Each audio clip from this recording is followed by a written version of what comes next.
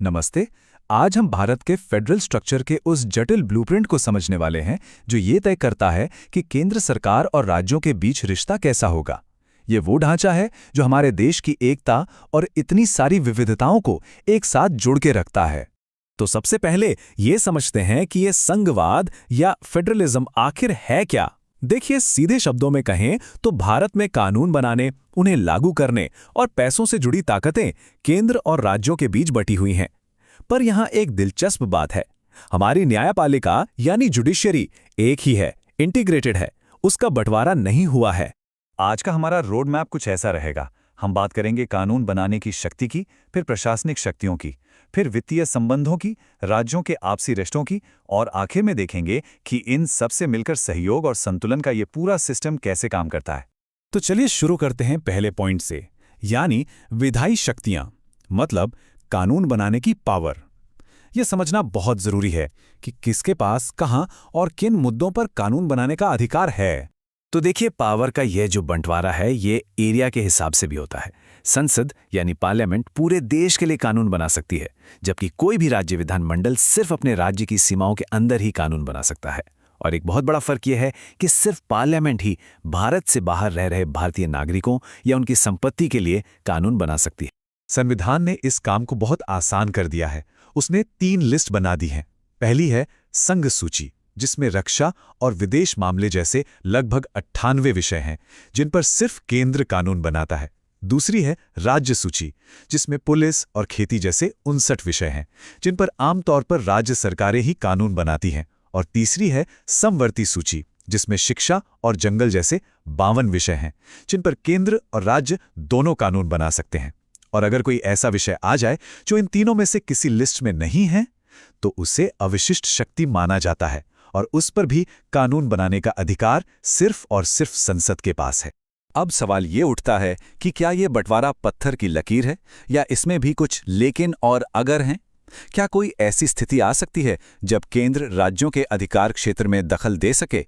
इसका जवाब है हाँ, बिल्कुल। संविधान में 5 ऐसी असाधारण परिस्थितियां बताई गई हैं जहां संसद राज्य सूची के विषय पर भी कानून बना सकती है। जैसे कि अगर राज्यसभा राष्ट्रीय हित में कोई प्रस्ताव पास कर दे या देश में नेशनल इमरजेंसी लगी हो। यह दिखाता है कि जब देश की एकता की बात आती है तो संविधान ने केंद्र को थोड़ी ज्यादा पावर दी है।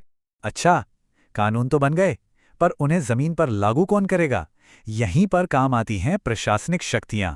संविधान में ये साफ साफ लिखा है कि राज्यों की जिम्मेदारी है कि वे केंद्र के बनाए कानूनों को अपने यहाँ लागू करें। और केंद्र सिर्फ उम्मीद नहीं करता, बल्कि राज्यों को ऐसा करने के लिए निर्देश यानी डायरेक्शंस भी दे सकता है।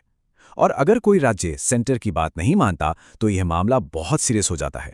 इतना सीरियस कि वहां प्रेसिडेंट्स रूल तक लगाया जा सकता है। एडमिनिस्ट्रेटिव कंट्रोल के लिए कई दिलचस्प साधन हैं, जैसे अखिल भारतीय सेवाएं यानी IAS IPS। मतलब एक ऑफिसर काम तो किसी स्टेट कैडर में करता है, पर उसका अल्टीमेट कंट्रोल सेंटर के हाथ में होता है। इसी तरह हर राज्य में जो गवर्नर होते हैं वे भी केंद्र के प्रतिनिधि के तौर पर काम करते हैं। ये सब मिलकर एक स्मूथ एडमिनिस्ट्रेटिव सिस्टम बनाते हैं। चलिए, अब आते हैं सबसे जरूरी मुद्दे पर, पैसा। किसी भी फेडरल सिस्टम की नींव उसके फाइनेंशियल रिलेशन पर टिकी होती है। तो आइए देखते हैं कि भारत में केंद्र और राज्यों के बीच पैसों का बंटवारा कैसे होता है। ये 41% का आंकड़ा बहुत अहम है। 15वें वित्त आयोग ने यह सिफारिश की है कि केंद्र सरकार टैक्स से होने वाली अपनी कुल कमाई का 41% हिस्सा राज्यों को देगी। इसे कहते हैं वर्टिकल डिवोल्यूशन, मतलब ऊपर यानी केंद्र से नीचे यानी राज्यों की तरफ पैसे का। अब सवाल ये है कि जो 41% पैसा आया उसे अलग अलग राज्यों में कैसे बांटा जाए। क्या सबको बराबर बराबर दे दें? नहीं। इसके लिए एक बहुत सोचा समझा फॉर्मूला है।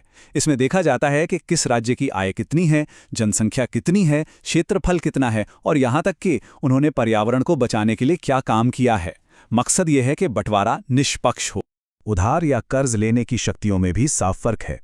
केंद्र सरकार देश के अंदर से भी और विदेशों से भी उधार ले सकती है, लेकिन राज्य सरकारें सिर्फ देश के अंदर से ही उधार ले सकती हैं। पर यहाँ एक बहुत बड़ा कैच है। अगर किसी राज्य पर पहले से ही केंद्र का कर्ज है तो उसे कोई भी नया लोन लेने से पहले केंद्र से पूछना पड़ेगा। एक तरह से यहाँ केंद्र के पास कंट्रोल रहता है। अब तक हमने केंद्र और राज्यों के बीच के रिश्ते यानी वर्टिकल रिलेशन की बात की, लेकिन फेडरलिज्म सिर्फ इतना ही नहीं है। ये राज्यों के आपसी रिश्तों यानी हॉरिजॉन्टल रिलेशन के बारे में भी है। संविधान में ऐसे मैकेनिज्म हैं जो राज्यों के बीच सहयोग को बढ़ावा देते हैं और विवादों को सुलझाते हैं। राज्यों के बीच सहयोग के लिए दो मेन प्लेटफॉर्म हैं। पहला है अंतर्राज्य परिषद। ये सीधे संविधान से अपनी पावर लेता है। ये एक संवैधानिक निकाय है और इसे हेड करते हैं प्रधानमंत्री। दूसरे हैं क्षेत्रीय परिषदें या जोनल काउंसिल्स, जिन्हें संसद के एक एक्ट से बनाया गया है और इनकी अध्यक्षता केंद्रीय गृह मंत्री करते हैं। अब एक ऐसा मुद्दा जो अक्सर खबरों में रहता है, नदियों के पानी का बंटवारा। ये राज्यों के बीच विवाद की एक बड़ी वजह है।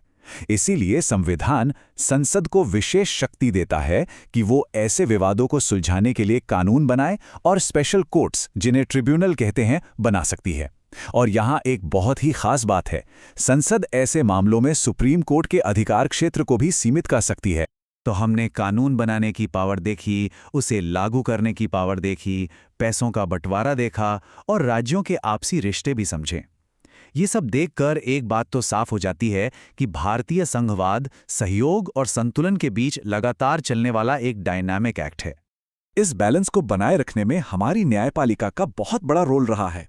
1994 का एसआर बोम्मई केस इसका सबसे बड़ा उदाहरण है। सुप्रीम कोर्ट के इस लैंडमार्क फैसले ने आर्टिकल 356 के गलत इस्तेमाल पर एक तरह से ताला लगा दिया, जिससे राज्यों के अधिकार मजबूत हुए और इसीलिए एक्सपर्ट्स इसे फेडरलिज्म का मैग्ना कार्टा कहते हैं। तो आखिर में सवाल यही बचता है, और शायद यही भारतीय संघवाद की सबसे बड़ी खूबसूरती और चुनौती भी है, कि कैसे ये सिस्टम सहयोग और संघर्ष के बीच एक नाजुक संतुलन बनाए रखता है, ताकि देश की एकता भी बनी रहे और राज्यों की अपनी पहचान और स्वायत्तता भी। ये जो बैलेंस है, ये कैसे बना रहता है, इसका कोई एक दिन का जवाब नहीं है। ये एक लगातार चलने वाली कहानी है जो हमारे लोकतंत्र को जिंदा रखती है।